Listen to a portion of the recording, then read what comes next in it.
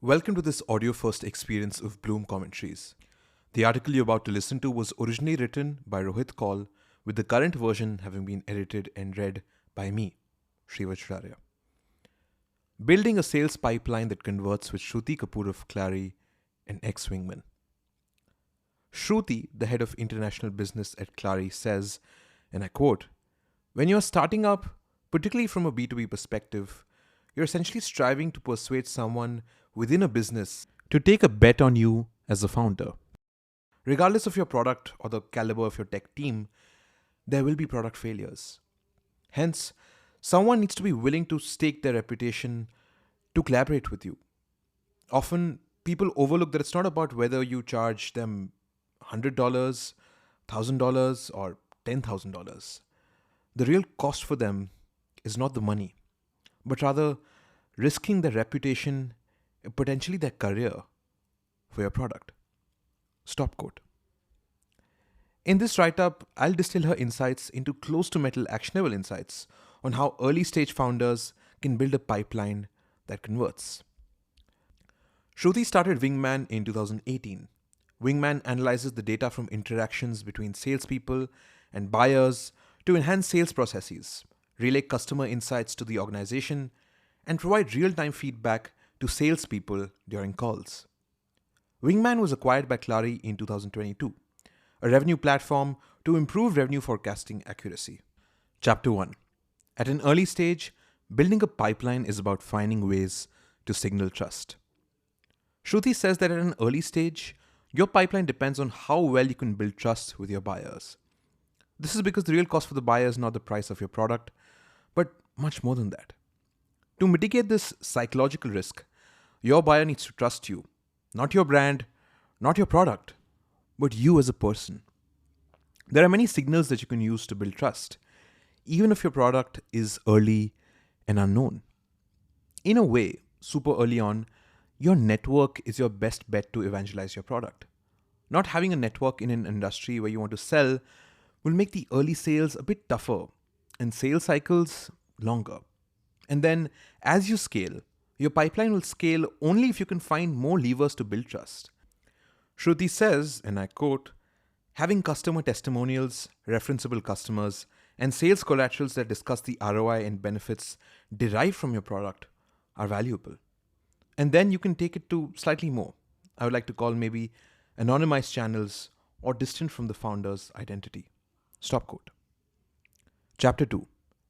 Inbound's fitment for your GTM depends on your category's maturity. As per Shruti, inbound has a higher fitment with SMB and mid-market GTM.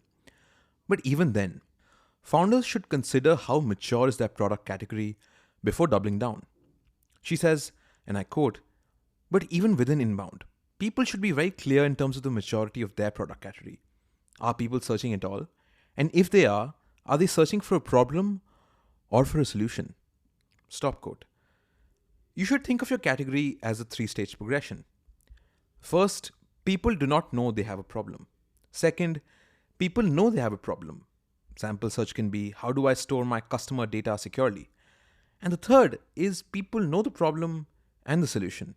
Sample search could be, is HubSpot cheaper than Salesforce? Your position on this trajectory determines how well your inbound strategy will work. For instance, in a category with a recognized problem and solution, the keyword search volume is most likely high. Think of the CRM category and people searching for cheapest CRM for SMB. So you can get a quick start with paid search engine marketing through Google Ads, and once you have some traction, you can build content and SEO.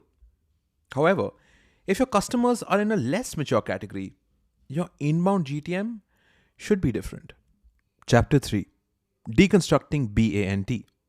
Need is the most fundamental signal.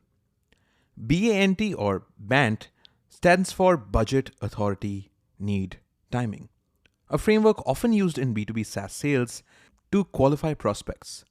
SaaS sellers typically evaluate to what degree a sales prospect meets each of the 4 criteria before moving them downstream. However, each of these 4 dimensions is not equally weighted. Shruti believes that need is the most important signal and everything else follows it. She says, and I quote, "We conducted an analysis of all the sales call across all our customers. What we observed was that many people mentioned budget and timeline as obstacles to making a purchase. Ultimately, it wasn't really about budget. You might not have a budget today, but you're likely to create one given enough time. And if I demonstrate that this is a viable solution for you. So, I view budget as something a bit more flexible. And it's more about whether you've demonstrated sufficient ROI to the prospect in the buying process." Another interesting point Shruti makes for early stage founders is that just because someone has the budget doesn't mean you should sell to them. Sounds counterintuitive? Well, here's Shruti, and I quote again: "I think there is an even more stringent aspect to buyer qualification when they believe the need is present, but the profile of the company, for various reasons, doesn't align with the profile of your ICP. This becomes especially relevant in inbound because if their profile is not suitable, they'll either distract your product team as their requirements will end up being different, or they'll end up being unhappy customers because their needs will not be met by your product. What you need to ask yourself is this: your prospect may believe that your product solves for their need, but do you believe that your product solves for their need?" Chapter 4. It's never too early in your sales journey to figure out the authority mix and multi-thread. If you're not figuring out the authority mix on day one, then you're late. Often, founders or account executives do not understand the different roles of different stakeholders in an account until it's too late. Someone may have the authority to evaluate a product and pick the best one, but someone else will have the authority to sign the check. Shruti says, and I quote, "In my scenario, perhaps the RevOps individual or the sales operations person is going to evaluate the product. The VP of sales or the CRO is designated as the decision maker. However, whether or not the product ultimately gets purchased, especially in today's environment, is going to be the CFO's decision. So now you have to align all three individuals because if any one of them says no, the deal falls through."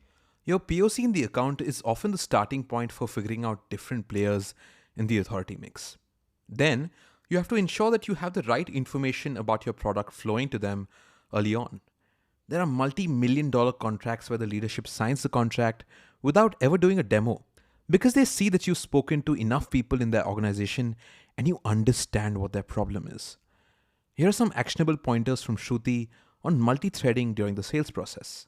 She says, and I quote, "At the end of the first call with your POC, spend time mapping out who the stakeholders are and then getting connected. And what I've seen is, if you're trying to get connects early on, you would actually ask your champion or your initial POC to connect you with the executive assistants of those people. Then you do all the scheduling with those EAs and get time on their calendars. And build your case with each of them separately." Stop quote. When it comes to champions, Shruti believes that you shouldn't default to the first person from the org who reached out to you or your current POC in the org. Instead, you should qualify them, keeping in mind if they're the right champion for this deal.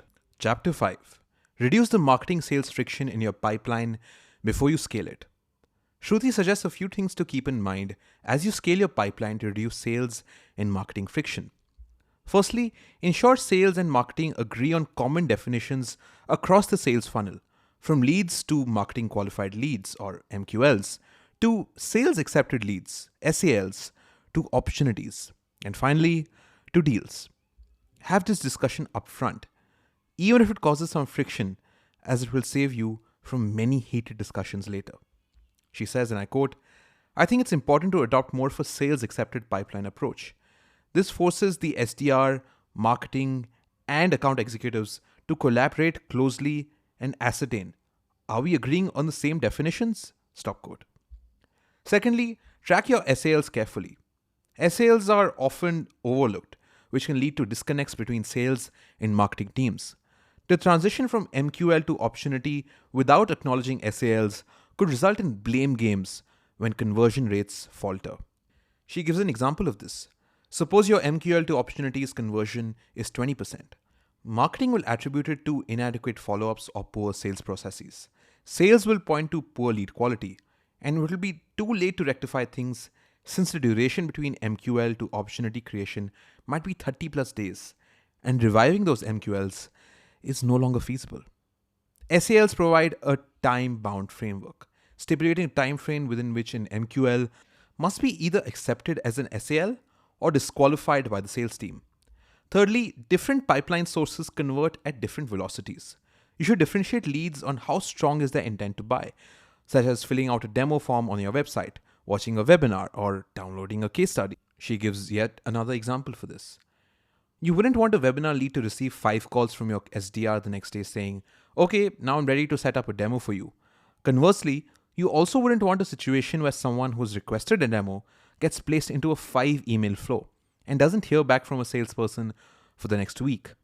Thus, I believe both the journey and the conversion rates should be defined separately. This means that you need to normalize that, say, 30% of the bottom of the funnel leads are going to your S1 versus, say, only 10% of the content-based leads are. Often, what happens is that marketing is under pressure to send MQLs to sales and transfers the pipeline too early to sales. But the sales team is looking at something that they can close this quarter or maybe the next quarter. When they follow up with a premature lead aggressively, only to hear that they were curious about the webinar and are not looking to buy, sales will lose interest and tag them as a disqualified lead. This lead is now lost, even though they may surface in the buying cycle after watching 5 to 6 webinars, and the marketing investment comes down to naught. So you're better off both from your buyer's experience and from the marketing outcome experience to ensure you're careful about when to push MQLs to sales rather than prematurely handing them to sales. Lastly, what often goes unnoticed, particularly in many Indian SaaS companies, is the extent to which the pipeline in the US is developed by account executives themselves. Typically, around 20% of your pipeline will be cultivated by your AEs. Additionally, there are arrangements like SDR AE pairings or pods. In certain scenarios, if the SDRs are embedded within your sales team, they might contribute to a significantly larger portion of your pipeline. Chapter 6. Outbound is the GTM channel when selling to enterprise. Shruti unequivocally reiterates what I have learned in my past conversations. If you're selling to enterprise customers in the US, outbound is the way to go. She does throw in a word or two of caution. Early stage founders should know that outbound has a high drop-off rate as trust is low and the need is not fully qualified. You may be reaching out to somebody who's not in the buying cycle and is not actively evaluating. You'll need to account for this low conversion rate when coming up with your pipeline coverage ratio. How many dollars of your pipeline you need to generate to close $1 of ARR. Doing qualification upfront helps in weeding out non-ICP accounts.